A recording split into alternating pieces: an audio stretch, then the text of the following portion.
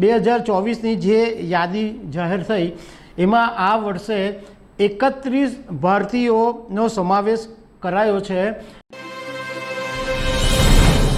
નમસ્કાર દર્શક મિત્રો, ફોર્બ્સ મેગેઝિનની 2024ની જે ધનિકોની યાદી છે એ બહાર પડી છે અને એમાં ભારતના જે ટોપ 10 છે એની યાદી પણ જાહેર કરવામાં આવી છે અને બીજા આ વખતે નવા 31 જેટલા ઉમેરાયા છે એનું પણ વાત કહેવામાં આવી છે। અને ટોપ 10 છે એમાં પણ એક ચહેરો એવો છે કે જે પહેલીવાર એમનું નામ સામે આવ્યું છે। તો આ ટોપ 10માં કોણ છે એના વિશે તમારી સાથે વાત કરીશું।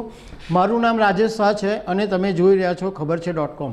દર્શક મિત્રો, ફોર્બ્સ 2024ની જે યાદી જાહેર થઈ એમાં આ વર્ષે 31 ભારતીયોનો સમાવેશ કરાયો છે।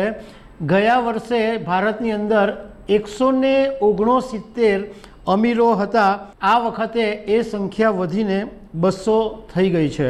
મુકેશ અંબાણી એશિયાના સૌથી વધુ ધનિક, એટલે મુકેશ અંબાણી પહેલા નંબરે છે। મુકેશ અંબાણીની આમ ઓળખાણ આપવાની જરૂર નથી, પરંતુ તમને સંક્ષિપ્તમાં માહિતી આપી દઉં કે મુકેશ અંબાણી રિલાયન્સ ઇન્ડસ્ટ્રીઝના ચેરમેન છે અને એમની પેટ્રોલિયમ, રિટેલ, મોબાઈલથી માંડીને ઘણી બધી કંપનીઓ છે। અને બીજા નંબરે ગૌતમ અદાણી છે। ભારતીય ધનિકોની જે સંપત્તિ છે એમાં આ વખતે 41%નો વધારો થયો છે।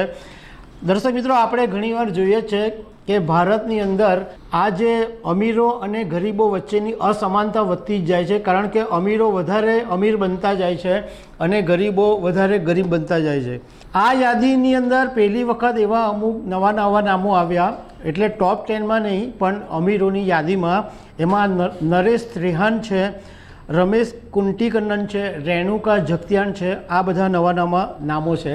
અને સાવિત્રી જિંદાલ છે, એમણે ભારતના સૌથી ધનિક મહિલા તરીકેનું એમનું નામ તો જાળવી જ રાખ્યું છે, પરંતુ ગયા વર્ષે ધનિકોની યાદીમાં સાવિત્રી જિંદાલ 6થા નંબરે હતા, તે આ વખતે 4થા નંબર ઉપર આવી ગયા છે અને એમની જે ટોટલ નેટવર્થ છે એ 2.79 લાખ કરોડ રૂપિયા છે।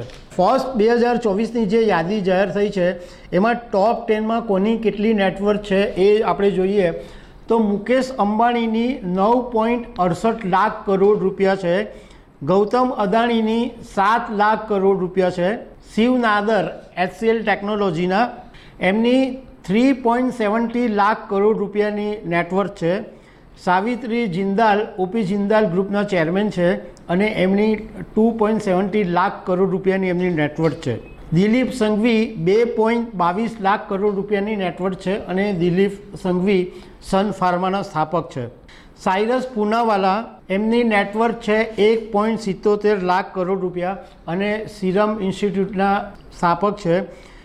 આ વખતે 7મા નંબર ઉપર એક એવું નવું નામ ઉમેરાયું છે જે પહેલીવાર છે, DLFના કુશપાલ સિંહ 92 વર્ષના છે અને 92 વર્ષની ઉંમરે એમનું આ ભારતના ટોપ 10માં પહેલીવાર નામ આવ્યું છે। એમનું 1.74 લાખ કરોડ રૂપિયાની નેટવર્થ છે। 8મા નંબરે કુમાર મંગલમ બિરલા છે, બિરલા ગ્રુપના ચેરમેન, એમની 1.64 લાખ કરોડ રૂપિયાની નેટવર્થ છે।